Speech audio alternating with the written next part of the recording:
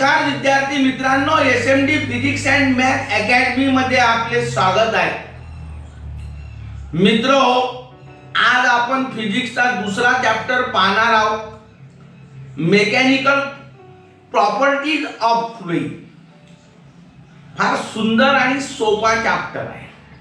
यामध्ये काही एक्सप्रेशन तर एवढ्या हाय लेवलची आहेत, मी जेव्हा शिकविल तर तुम्ही म्हणसाल वा, एक एक आयडिया क्लिअर करून देतो. या चॅप्टरचं वैशिष्ट्य आहे, या सुरुवातीमध्ये जे सांगितलं आहे नुसतं बेसिक सांगलं आहे. म्हणजे मग पहिला जो व्हिडिओ आहे नुसता बेसिक न संपणार आहे. थोडंसं फास्ट घेतो मी, तसं नाही समजणार असं वादच नाही, सर्वच तुम्हाला माहित आहे. पण जे सुरुवातीपासून आहे, माझी सवय आहे ए पासून झेड पर्यंत शिकवणं, पहिल्या पेज पासून तर शेवटल्या पेज, म्हणून हे बेसिक घेणार. तर बा मी सुरुवात करत आहोत. तुम्हाला सर्वांना माहित आहे का, there are 3 types of matter, माहित आहे ना, सॉलिड, लिक्विड, गॅस. मग आता या अशा पॉइंटला जर आपण स्लो चाललो तर काय अर्थ आहे, तर बा पहिला आहे बा सॉलिड, लक्षात ठेवा सॉलिड. दुसरा आहे बा सॉलिड, लिक्विड, गॅस, लिक्विड, आणि तिसरा आहे गॅस. म्हणून याला वेळ गमवत नाही. There are 3 types of matter, solid, liquid आणि गॅस.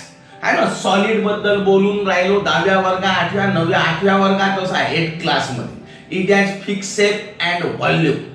ठीक आहे. Even if large force is applied to it. नाही समजलं, याच्यात समजण्यासारखं काहीच नाही. सॉलिडला काय असते, शेपही असते ना व्हॉल्यूमही असते. याच्यावर जर आपण फोर्स लावला, लार्ज फोर्स लावला, तरी याला लक्षात ठेवा शेप आणि साईज मध्ये जरी बदल होत असेल मग ते नष्ट नाही होत, त्याला काही ना काही आकार व्हॉल्यूम राहीलच. आहे ना, उदाहरण सांगतो. आहे ना, एखाद्याच्या तोंडावर जोरानं बुक्का मारला, सूज येईल. ठीक आहे, शेप मध्ये चेंज होईल, पण शेप नष्ट झालं असं नाही. म्हणजे सांगायचं तात्पर्य वा, बदल घडल मात्र शेप अँड व्हॉल्यूम राहीलच. आणि म्हणून म्हटलं गेलं का सॉलिड बद्दल, it has fix shape and volume if large force is applied to it. समजते, जरी त्याच्यावर लार्ज फोर्स अप्लाय केला तरी त्याला सॉलिडला काय असतो बा, शेप आणि व्हॉल्यूम. दुसरी महत्वाची गोष्ट, लिक्विड आणि गॅस बद्दल सांगत आहोत. लिक्विडले कोणताच शेप नाही आहे ना, गिलासात टाकलं तर गिलासाचा आकार, कंटेनर मध्ये टाकलं तर कंटेनरचा आकार, पाईप मध्ये टाकलं तर पाईपचा आकार. गॅस लक्षात ठेवा, तो गॅसचं ते आहे सिलेंडर मध्ये जर आहे ना भरलं तर त्याला सिलेंडरचा आकार प्राप्त होईल. रूम मध्ये सोडून द्या तर बा रूम मध्ये पूर्णकडे पसरून जाईल. अर्थबोध त्याला काय नाही आहे बा, तर शेप नाही. ठीक आहे. आणि म्हणून म्हटलं गेलं का liquid and gases do not have shape. बोला. ठीक आहे. मात्र एक वैशिष्ट्य आहे, दे टेक दी शेप. समजते, they take the shape when taken in the vessel. ठीक आहे. काय बोललो बा, they take the shape of containing vessel. ज्या व्हेसल मध्ये तुम्ही त्याला भरसाल त्याचाच त्याला आकार प्राप्त होईल. हे आपण 11व्या वर्गात खूप शिकलो. लिक्विड अँड गॅस लक्षात द्या, flow under the action of external force. पाणी भर, गिलास घ्या, गिलासात पाणी घ्या, असं फेका. असं फेकतो म्हणजे काय करतो मग, तो फोर्स लावतो. फोर्स लावला तर तो वाहते. आणि म्हणून म्हटलं बघा, liquid and gas flow under the action of external force. आहे ना, गिलासात पाणी भरून आणि फूक मारली, मनात म्हटलं का बा व्हाय, तो वाहणार नाही, उचलून फेका लागल, म्हणजे फोर्स लावला. म्हणून मी म्हणतो, स्लो सांगतो का बा, liquid and gas flow under the action of external force. मग आता एवढं जर झालं असेल तर बा एवढी कॅसेट वाजवली कायच्यासाठी, तर व्हॉट इज फ्लुइड. फ्लुइड लक्षात ठेवा, जो कोणाला म्हणतात, जो वाहतो. समजते, म्हणजे fluid is the substance that can flow. जो वाहू शकतो त्याला फ्लुइड म्हणतात. देअर आर, लक्षात ठेवायचो, बोला. समजते, therefore liquid and gases are fluid. कारण गॅसही वाहतो, लिक्विडही वाहते. अँड देअर फोर आहे ना, collectively they are called as fluid. Liquid and gas both are collectively called as fluid. बोला. ठीक आहे. या फ्लुइडचं वैशिष्ट्य काय आहे? तर फ्लुइडचं वैशिष्ट्य आहे, fluid is a substance that deform continuously under the action of external force. Deformation, एखादी बॉडी आहे त्याच्यावर फोर्स ऍक्ट केला आणि बॉडीच्या शेप अँड साईज मध्ये जर बदल घडत असेल तर त्याला डिफॉर्मेशन म्हणतात. ठीक आहे, जेव्हा डिफॉर्मेशन घडते ना तेव्हा बॉडीमध्ये काय होतो बा, तर एक फोर्स तयार होतो, त्या फोर्सला रिस्टोरिंग फोर्स म्हणतात. समजावून सांगतो का बा, एखाद्याच्या बॉडीत जोऱ्यानं बुक्का मारला, हा सुजून जाईल दुसऱ्या दिवशी. त्याला विचारलं बाबू का झाला, तर सांगणार नाही मारलं म्हणून, तो म्हणून पडलो म्हणून, सूज येते. This is the deformation. म्हणजे बा, when the force is applied on the body, the shape and size of the body is change. बोला, समजते? Such body is called as deforming body and the applied force is called as deform force. बोला, मात्र ज्यावेळेस deformation घडते ना त्याच्यानंतर त्या बॉडीमध्ये एक फोर्स तयार होतो, त्या फोर्सला रिस्टोरिंग फोर्स म्हणतात. वेन लक्षात ठेवायचो, deformation is develop in the body, restoring force is produce. लक्षात ठेवा काय करतो हा. पहा मग तुम्ही 1 महिन्या 2 महिन्यानं त्या माणसाच्या चेहऱ्याकडे पाहिलं तर त्याची सूज उतरलेली असते आणि जसा पूर्व चेहरा होता तसा दिसायला लागतो. वाय? तर मग रिफॉर्मिंग फोर्स निर्माण झाला आणि या रिफॉर्मिंग फोर्स काय करते, reforming force tends to bring the body to its original position. ही रिस्टोरिंग फोर्सचं वैशिष्ट्य आहे का तो बॉडीला पूर्वज मूळ ओरिजिनल जशी होती तसं आणण्याचा प्रयत्न करतो, मात्र स्लो चालते. म्हणून त्याचा चेहरा 2 महिन्यानंतर बरोबर जाग्यावर येते. म्हणजे बा, स्लो प्रोसेसनं तो रिगेन करतो आणि आपलं मूड जसा होता तसा त्याचा चेहरा प्राप्त होतो. अर्थ या झाला का restoring force tends to bring the body to its original position. बोला, आणि म्हणून म्हटलं गेलं का when the force is applied on the body, body is deform. During the deforming process restoring force is produced in the body which regain the body to its original position. लवकर बोला. आणि म्हणून आता तुमच्या लक्षामध्ये आलं पाहिजे. आता मी मेन मुद्द्यावर येतो, फ्लुइडवर. तो डिफॉर्म शब्द आला म्हणून त्याचं एक्सप्लेनेशन केलं. A fluid is a substance that deform continuously under the action of external force. काय अर्थ झाला? मग गिलासभर पाणी घ्या, भांड भरून घ्या, बकेट भरून पाणी घ्या. ठीक आहे, आणि त्याला असं धरून असं फेका, पहा तिथपर्यंत पसरत जाईल. मान्य आहे? असं फेकलं म्हणजे त्याच्यावर फोर्स अप्लाय केला. असा भरून होता पाणी, तो त्याचा आकार होता. फोर्स लावल्यामुळे डिफॉर्म झालं, पार पसरून गेलं. मात्र त्याले कलेक्ट करून बकेटमध्ये नाही भरता येईल. बोला, अर्थबोध या झाला का fluid is the substance that deform continuously. लक्षात ठेवा तो है ना, continually under the action of external force. एकदा का फोर्स लावला त्याच्यावर का तो पुन्हा परत नाही येत. बोला, समजते का? ठीक आहे. या फ्लुइडचे लक्षात ठेवा तो 3 फेज आहे. फ्लुइड इज दी, लक्षात ठेवा, फेज ऑफ मॅटर. वादच नाही, मॅटरच्या बाहेर नाही आहे. But which include 3 phases, liquid, gases and plasma. Fluid कोणाला म्हटले जाते? लिक्विड, गॅसेस आणि प्लाझ्मा. मी पहिले सांगलं बा का liquid and gases are collectively called as fluid. बोला, समजते? Also plasma is the phase of fluid. म्हणून लक्षात ठेवा, व्हॉट इज प्लाझ्मा? तर प्लाझ्मा इज दी 4 फंडामेंटल, लक्षात ठेवा, state of matter. Plasma is the 4th fundamental phase of matter. बोला, समजते? काय आहे याच्यात? It consist of gas, of ions. It consist of gas of ions. शब्द लक्षात ठेवा. Plasma is the 4th state of matter. It consist of gas of ions. 1. Number 2 free electrons आणि number 3 neutral atom. या तिघापासून जी state तयार झाली त्याला प्लाझ्मा म्हणतात. Plasma is the 4th state of matter. It consist of gas of ions. लक्षात ठेवा, free electrons and neutral item. बोला, ठीक आहे. आता मी तुम्हाला सांगतो बा का बा ह्या फ्लुइडचं वैशिष्ट्य काय. तुम्ही लक्षात घ्या, शेअरिंग आहे ना, 11व्या वर्गात शिकले असाल.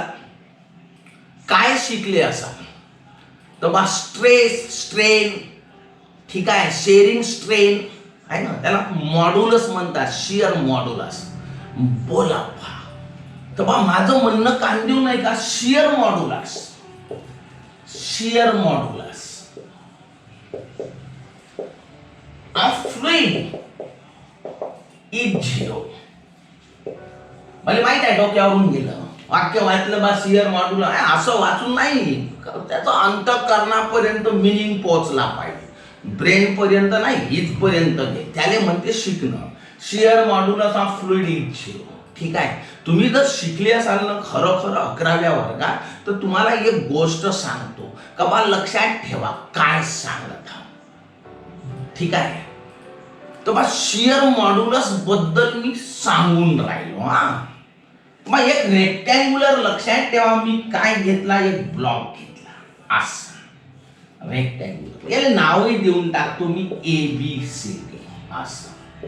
हे आहे ना, हे याला बिलकुल असा फोर्स लावायचा, म्हणजे मग आपण जसं बा सर्कल काढतो ना असं असलं त्याला टँजंट म्हणतो. यालाच बिलकुल असा फोर्स लावला तर या फोर्सला टँजेन्शियल फोर्स म्हणतात.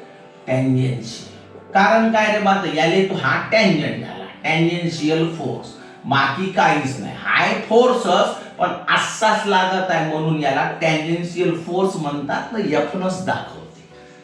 बोला, हा एक रेक्टँग्युलर ब्लॉक घेतला, सिंपल साधं गावरानी भाषेत सांगतो का बा, लहान गेड्यामध्ये अतिशय दारिद्र्य गरीब माणसाची झोपडी, लक्षात घ्या का बा, ही एक झोपडी आहे त्याची लहानशी आहे ना.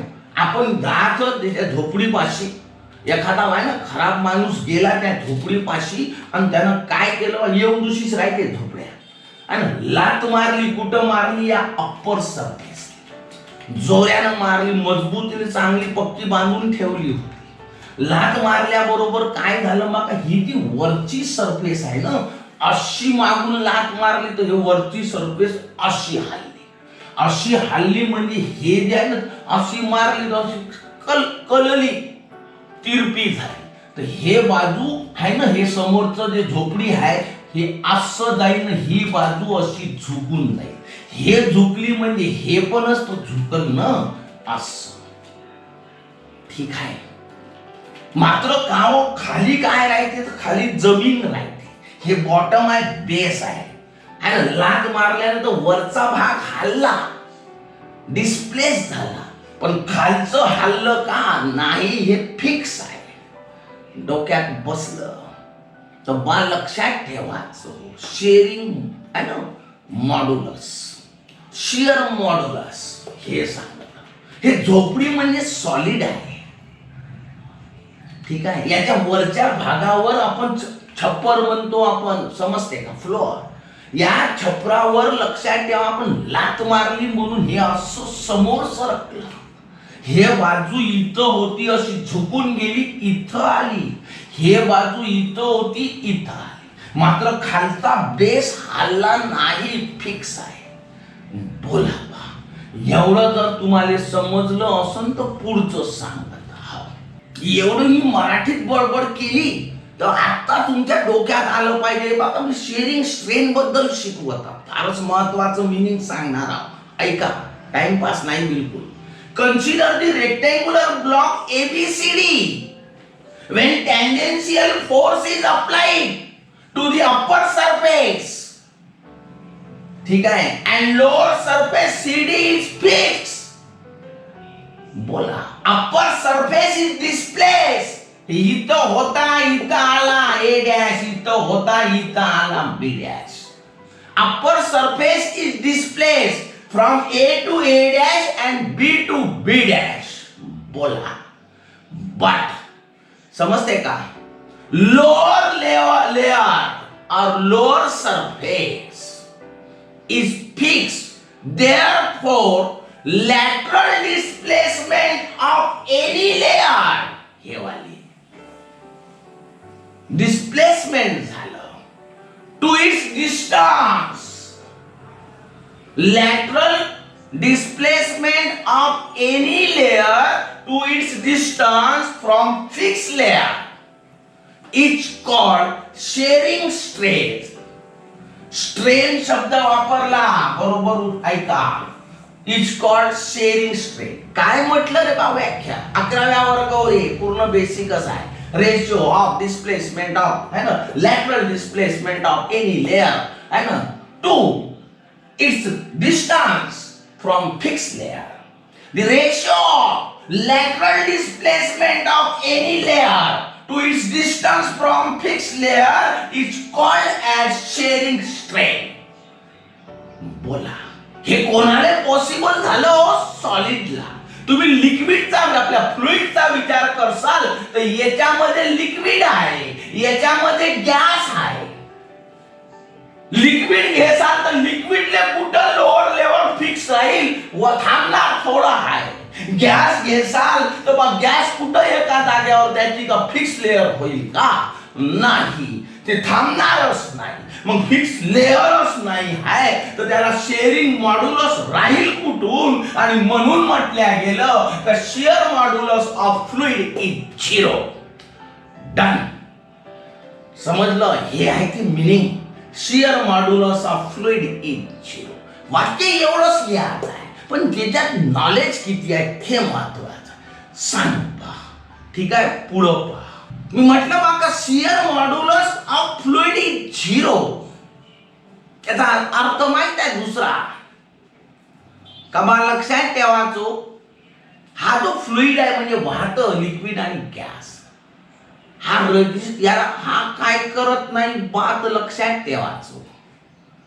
कोणत्याही शिअर फोर्सला काय करत नाही? रजिस्ट करत नाही. विरोध करणे रजिस्ट म्हणजे तो स्वतःच वाहून जाते. In other word fluid can not resist any shear force applied on them. समजते का?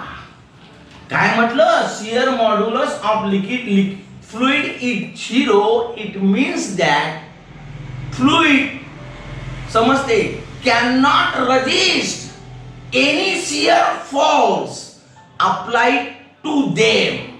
बोला उदाहरण पाहिजे असेल तर एअर फ्लुइड आहे, वॉटर फ्लुइड आहे, फ्लोअर डो समजते कणिक म्हणतो आपण आणि आटा आणि पाणी टाकल्यावर जे तयार होते which is called डो, फ्लोअर डो. बोला टूथपेस्ट, मोल्टन लावा. These are the example of लक्षात ठेवा. समजते का? हे फ्लुइडचे एक्झाम्पल आहेत. पहिला आहे बा लक्षात ठेवा एअर, वॉटर, फ्लोअर डो, टूथपेस्ट आणि मोल्टन लावा. बोला दुसरा शब्द सांगतो बा. ज्या वेळेस लक्षात ठेवा या फ्लुइडवर फोर्स लावल्या त्या फोर्सनं फ्लुइड वाहतो. A fluid flows under the action of force. हा फ्लुइड आहे वाहून राहिला. काहून वाहला तर याने मागून फोर्स लावला. A fluid flow under the action of force is called लक्षात ठेवा प्रेशर ग्रेडियंट. काय म्हणतात? ठीक आहे. A fluid flow under the action of force और which is also called as pressure gradient. बोला ठीक आहे. मला माहित आहे प्रेशर ग्रेडियंट का भानगड आहे हे समजलं नसल तर मला लक्षात ठेवा का बा मले म्हणायचं आहे बा का हा एक बॉडी आहे असं इथं दाखव असं याच्यावर लक्षात ठेवा प्रेशर अप्लाय करा. ह्या प्रेशर अप्लाय केला. ठीक आहे, ठीक आहे. तर या प्रेशर अप्लाय केला तर pressure is applied on the body in the same direction and which is constant. असा केला तर बाबा असाच करायला लागल असा. Pressure is applied in the same direction which is constant. इथं जेवढा लावला तेवढाच इथं, तेवढाच इथं. This is called as pressure gradient. पुढे येणारच आहे, तुम्ही डिटेल शिकवणार आहोत, फक्त बेसिक मात्र असं ऐका का त्याचं प्रत्येकाचं मिनिंग माहित पाहिजे. बोल भाई, एवढं समजलं का? ठीक आहे, पुढचं पहा. मग पुढचं सांगून राहिलो.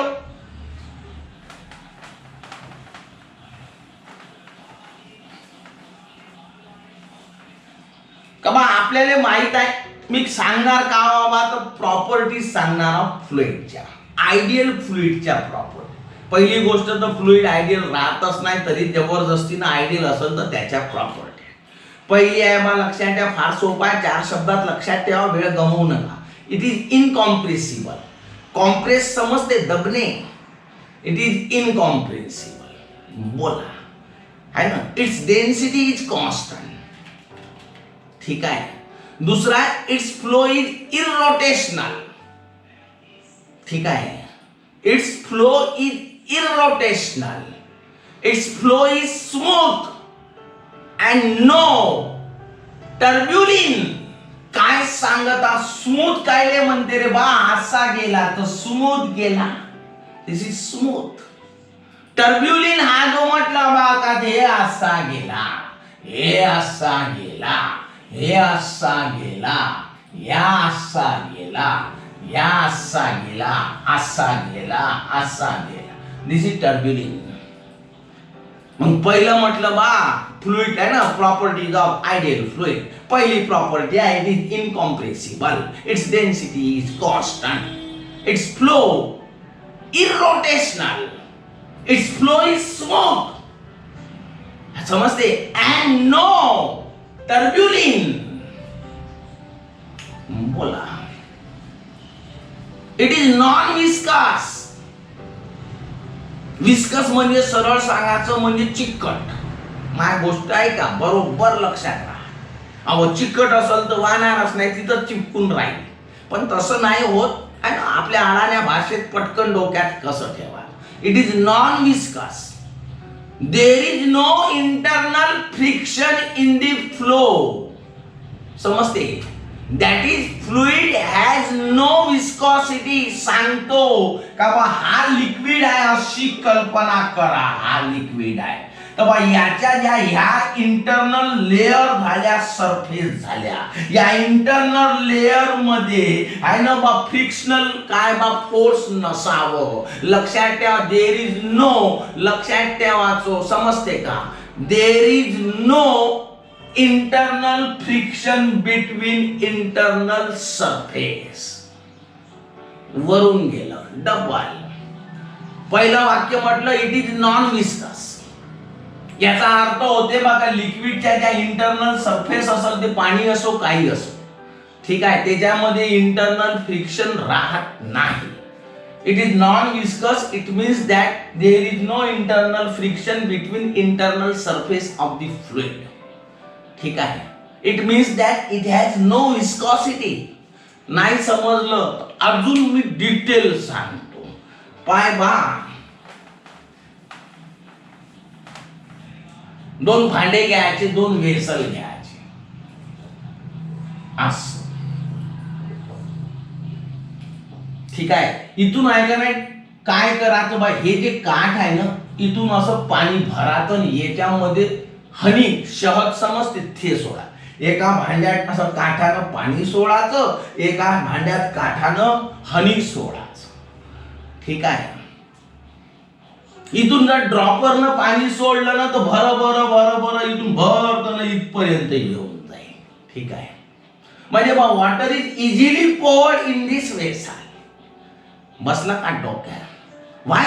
Because there is no friction between internal layer of water. जेवढ्या इंटरनल लेअर असेल वॉटरच्या, त्याच्यामध्ये इंटरनल फ्रिक्शन नाही.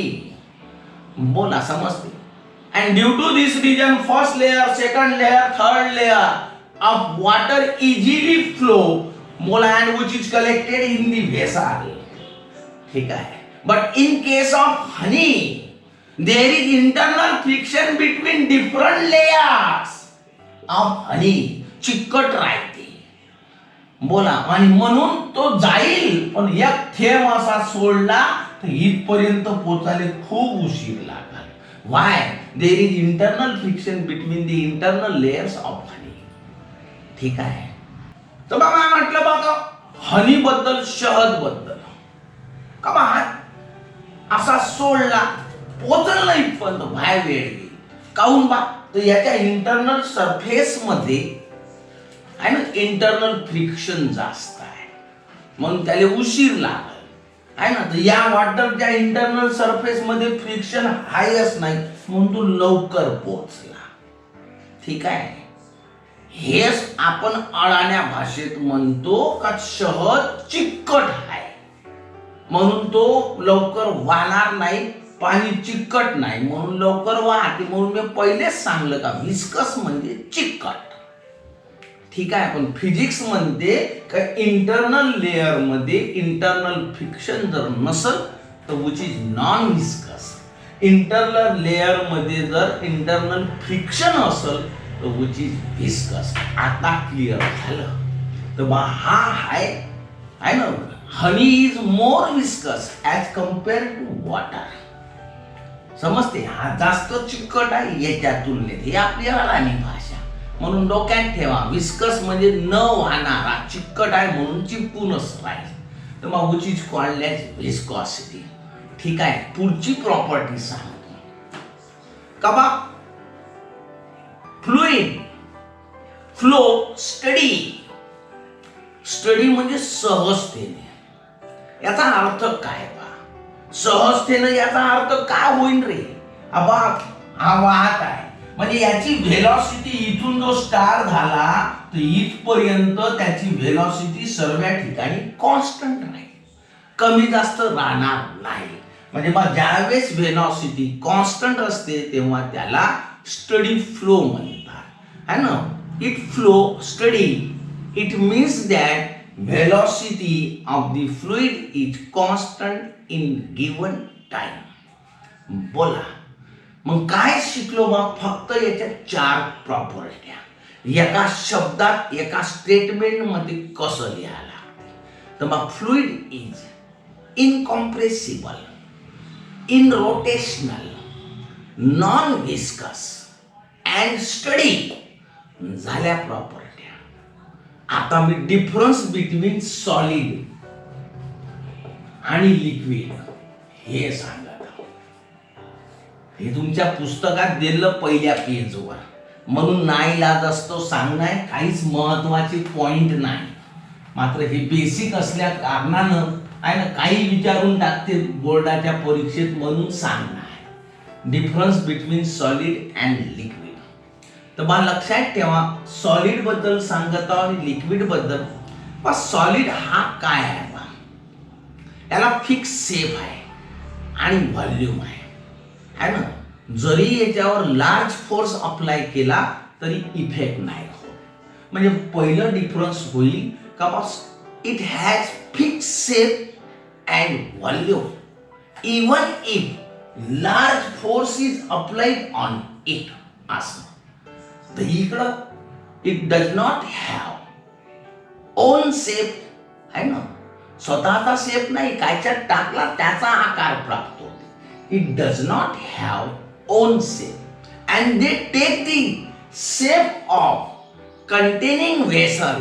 ज्या व्हेसल मध्ये टाकसाल त्याचा आकार याला प्राप्त होतो. ठीक आहे. It flow under the action of force. बिना फोर्सनं हा वाहत नाही, फेका लागते, फोर्स लावा लागते. बोल बा. ठीक आहे. मी आत्ताच बोललो त्या झोपडीचं उदाहरण घेतलं होतं, त्याने लाथ मारली होती, हे असं सरकलं होतं. ठीक आहे. अर्थबोध या झाला का बा सॉलिडला शिअर स्ट्रेस असते, त्यालाच आपण टँजेन्शियल स्ट्रेस म्हणतो. ठीक आहे. Solid can be subjected to shear stress और टँजेन्शियल स्ट्रेस असा दाखवला. बोला मात्र आहे ना फ्लुइड बद्दल बोलायचं झालं तर याला काय असते तर फ्लुइडला लक्षात ठेवायचं. ठीक आहे. Fluid can be subjected to normal compressive stress. बोला, आणि त्यालाच आपण प्रेशर म्हणतो. ठीक आहे. Fluid can be subjected to normal compressive stress called as pressure. ठीक आहे बा. ठीक आहे. तिसरी महत्वाची गोष्ट आहे का, आणि आपल्या तोंडावर कोण झापड मारली, आपल्या जर काही नाही झालं तरी आपण त्याला दूर जाऊन एक शिवा देऊ, आणि काहीच तेही नाही झालं तर कोणी बाजूला उभा असेल तर त्याला कंप्लेंट करू, त्यानं मला मारलं, तर तो म्हणतेस काय मारते, लहान आहे. म्हणजे सांगायचं तात्पर्य आपण अपोज करतो. तसं सॉलिडचं आहे. Solid opposes the shear stress. बोला, कायच्या मदतीनं with the help of restoring force. बोला, when Lakshya shear stress is applied on the solid, restoring force is developed in the solid and which opposes the shear stress. मात्र fluid बद्दल काय सांगता येते? Real fluid असेल तर लक्षात ठेवायचं. बोला, समजते का? तर रियल फ्लुइड काय करतो? डिस्प्ले करतो विस्कॉसिटी. बोला, समजते? Real fluid display viscosity and so a recapable being subjected to low level of shear stress. लक्षात ठेवायचो. पुढचं मी सांगत आहो का याच्यामध्ये सॉलिडमध्ये डिफॉर्मेशन आर रिव्हर्सिबल आहे ना. मार सांगलं ना, बुक्का मारा सूज आली, काही दिवसानं उतरते. ठीक आहे. म्हणजे जसं चढली सूज तशी उतरली पण. बोला, समजते का? मात्र लक्षात ठेवा, most of the fluid offer weak resistance to deformation. लिक्विडमध्ये डिफॉर्मेशन घडलं तर फारच रेअर दिसून येते. खास करून आपण जे कणिक म्हणतो आहे ना, आटा पाणी में डाल के जो तयार होता गोळा, डो म्हणतात, तिथं मामूली दिसून येते. त्याच्यानंतर मग पुढचा पॉइंट आहे प्रॉपर्टीज ऑफ फ्लुइड. म्हणून तुम्ही भरभर पहिल्या पिरियडमध्ये बेसिक खाता. ठीक आहे. पहिला आहे बा, they do not oppose deformation, they get permanently deform. डिफॉर्मेशनला अपोज नाही करत. आपल्याला कोण धापड मारली तर आपण अपोज करू. सॉलिड बॉडी आहे.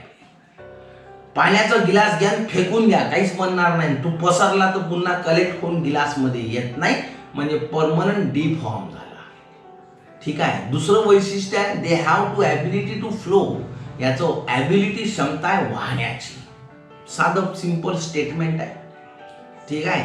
They have ability to take the shape of container. ज्या भांड्यात टाकसाल त्याचा त्याला आकार प्राप्त होईल. बोला, याच्यानंतरचं एक महत्वाचा व्याख्या आहे आपल्या पुस्तकात, a branch of physics which deals with the properties of fluid at rest is called hydrostatics. तर मग व्याख्येचं नाव आहे फ्लुइड ॲट रेस्ट. फिजिक्सची अशी ब्रांच की ज्यामध्ये फ्लुइडच्या प्रॉपर्टीचा अभ्यास केला जातो रेस्ट पोझिशनवर, त्यालाच हायड्रोस्टॅटिक्स असं म्हणतात. A branch of physics which deals with the properties of fluid at rest is called hydrostatics. ठीक आहे. पहा मित्रो, याच्यानंतरचा पॉइंट सांगत आहोत प्रेशर. अरे 9व्या वर्गात 9th स्टँडर्ड मध्ये आहे, 9th क्लास मध्ये आहे. Force per unit area is called pressure. Force per unit area, force per unit area, force per unit area is called pressure. शिकलो आपण.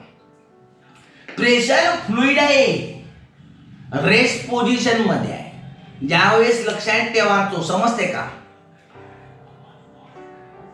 Force per unit area is called pressure and is given by formula P is equal to F upon A, which is already studied in 9th class. मी आता म्हणत आहो बघा, हा एक container आहे. याच्यामध्ये फ्लुइड आहे, फ्लुइड असा. मग तो गॅस असो, गॅसच राहील कंटेनर मध्ये. लक्षात ठेवा, मी म्हटलं गॅस भरला याच्यात. तर मग हे गॅसचे मॉलिक्युल्स आहेत. मन लावून ऐका.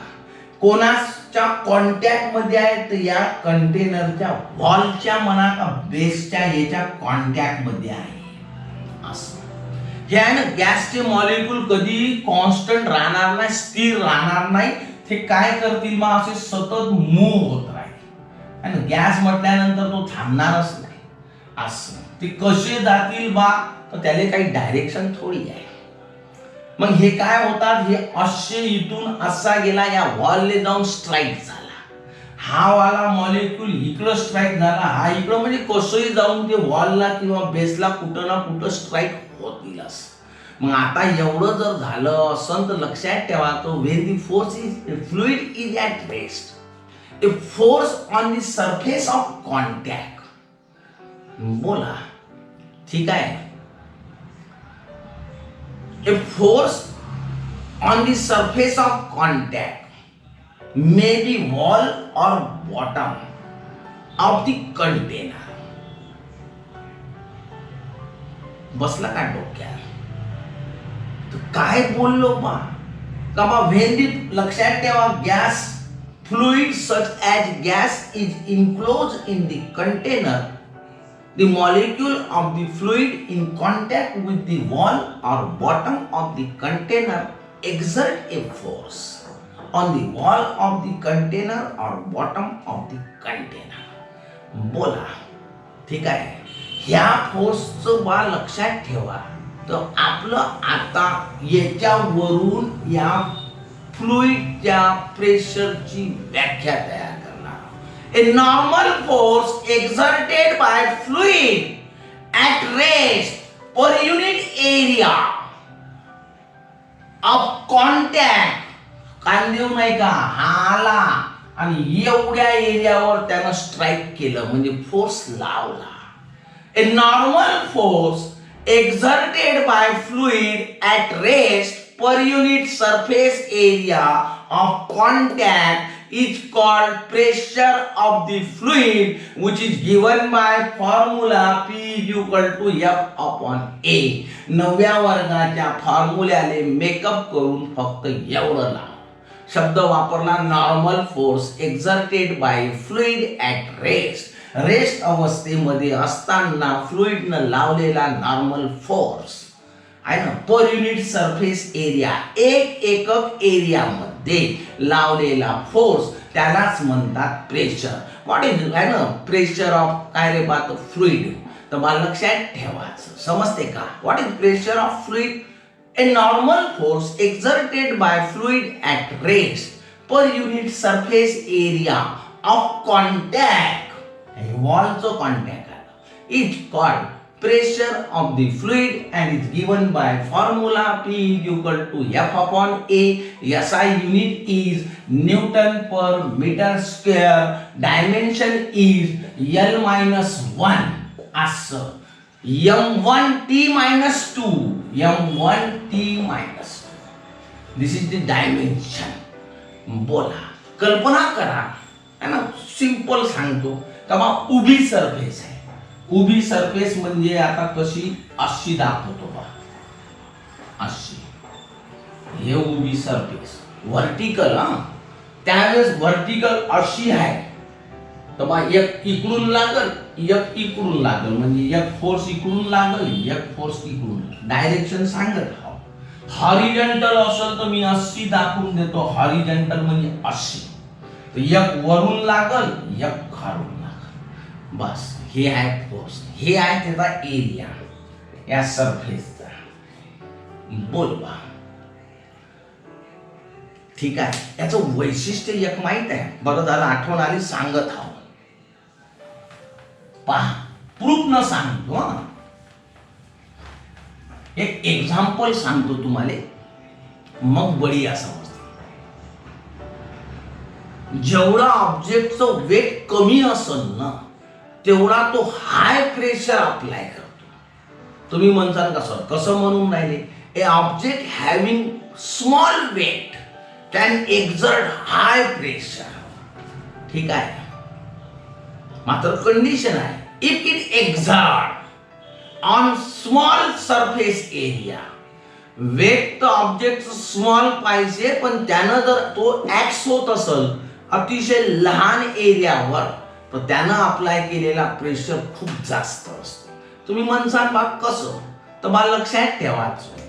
ठीक आहे का बा, कल्पना करा का बा एक फोर्स आहे, तो फोर्स कितीचा आहे बा, तर 10 न्यूटनचा आहे. ठीक आहे, एक एरिया सांगून राहील, छोटीशी एरिया. हा 10 न्यूटनचा फोर्स म्हणजे बा 10 आहे ना, the force of 10 Newton is applied on the surface area आहे ना, 1 centimetre square. A force of 10 Newton is applied on 1 centimeter square area. ठीक आहे, किती एरिया घेतला रे म्या, 1 सेंटीमीटर स्क्वेअर. सेंटीमीटर आपल्याला प्रॉब्लेम मध्ये चालत नाही, त्याचं मीटर करायला लागते. म्हणजे सेंटीमीटरचं मीटर करायचं असलं तर 10⁻2 न गुणा लागते. याचा स्क्वेअर आहे म्हणून याचा स्क्वेअर, तेव्हा हा होईल मीटरचा वर्ग असा. है ना, 2 दोन्ही 4, 10⁻⁻4 मीटर स्क्वेअर असं. आता आपलं प्रेशरचं सूत्र काय आहे रे, तर P = F/A असं. फोर्स किती आहे रे, 10, आणि एरिया किती आहे बा, तर लक्षात घ्या 10⁻⁻4. हा मायनस आहे, वर गेला तर प्लस होईल, म्हणजे याचा घात पॉवर काहीच नाही, म्हणजे 1 इंटू 10⁻4 म्हणजे 10⁻5. तर मग प्रेशर म्हटल्यानंतर आपल्याला माहित पाहिजे unit as Newton per metre square. एवढा फोर्स अप्लाय करतो. खूप लहान एरिया घेतला. आता कल्पना कर का फोर्स एवढाच ठेवला म्या 10 न्यूटन, मात्र एरिया म्या सेंटीमीटरच्या ऐवजी 1 मीटर स्क्वेअर घेतला. तर आपलं सूत्र होईल P = F/A, म्हणजे 10 मीटर स्क्वेअर मध्ये आहे म्हणजे 1, त्याचं काहीच कन्व्हर्शन म्हणजे 10 न्यूटन पर मीटर स्क्वेअर. ठीक आहे, एरिया मोठा करून टाकला. लहान एरियावर फोर्स अप्लाय केला असता तर 10⁵ 10⁵ एवढा प्रेशर अप्लाय झाला. मात्र एरिया मोठा केला तर प्रेशर अप्लाय फक्त एवढा झाला. बोल बा, तर सांगायचं तात्पर्य का बा ऑब्जेक्टचं जर आहे ना वेट आहे ना, काय करल बा, an object having weight can exert high pressure. ठीक आहे, if it acts on small area. If the weight of the object exert on small area, then it exert high pressure. If the object exert a force on large area, then pressure of the object is less. आणि म्हणून लक्षात ठेवा, फारच महत्वाचं आहे, काय area लहान असला तर प्रेशर हाय एक्झर्ट होतो, एरिया जर मोठा असला तर प्रेशर कमी एक्झर्ट होतो. बोल बा, दुसरी महत्वाची गोष्ट का बा हा जो न्यूटन पर मीटर स्क्वेअर आहे हे प्रेशरचं युनिट आहे, याला पास्कल पण म्हणतात, पास्कल. ठीक आहे, आणि PA या अक्षरानं दाखवतात. कोणी हा म्हणतो, मात्र नावाजलेला हाच आहे, माझ्या तरी तोंडात हाच रुळू नये, आणि साधारणतः तोच म्हणतात. आणि दुसरी महत्वाची गोष्ट, गॅसचं जे प्रेशर असेल ते मोजण्यासाठी जे युनिटचा उपयोग केला जाते त्याला बार म्हणतात. Pressure of the gas is measured by using unit bar. तर मला लक्षात ठेवायचं हो, 1 bar = 10⁵ newton per metre square है ना. MCQ साठी मला माहित पाहिजे. त्याच्यानंतर लक्षात ठेवा, हा पास्कलचा आहे ना, पास्कल याचंही एक मोठा युनिट आहे. जसं ग्रॅम आहे, त्याच्यानंतर किलो आहे, तसं पास्कलचं आहे. तर मला लक्षात ठेवा, त्याला हेक्ट्या पास्कल म्हणतात. काय म्हणतात, हेक्ट्या पास्कल. आणि तो दाखवल्या जाते HPA न. हेक्ट्या पास्कल. 1 हेक्ट्या पास्कल बरोबर 100 पास्कल. एवढं लक्षात ठेवा. 1 hecto pascal is equal to 100 pascal. HPA hecto pascal. बोला बा. ठीक आहे. पहा मित्रो, आज बेसिक होतं. याच्यात काहीच नव्हतं शिकवण्यासारखं, म्हणजे बा असं काही एक्सप्रेशन नाही आहे. पूर्ण बेसिक नॉलेज द्यायचा होता. जो पुस्तकात देऊ नये तेवढं डिटेल तुम्हाला समजून सांग. तेवढं मी मायापरीने इमाने सांगलं. तुम्हाला कदाचित आवडलं नाही, आवडलंच, मात्र पुढचे जे एक्सप्रेशन असेल ना, आठवणीनं पहा, लक्षात ठेवा, खुश होऊन जासाल. असं शिकून देऊ. इथं शिकवण्याची जागाच नाही आहे. काय करणार आहे? प्लेन आहे बा, तो प्लेन वर्णन करायला लागत आहे. ठीक आहे. आपल्या मित्रांना सांगा, आहे ना, आवडलं असेल तर मेसेज करा आणि सोबत घंटी वाजवा. ठीक आहे. नमस्कार.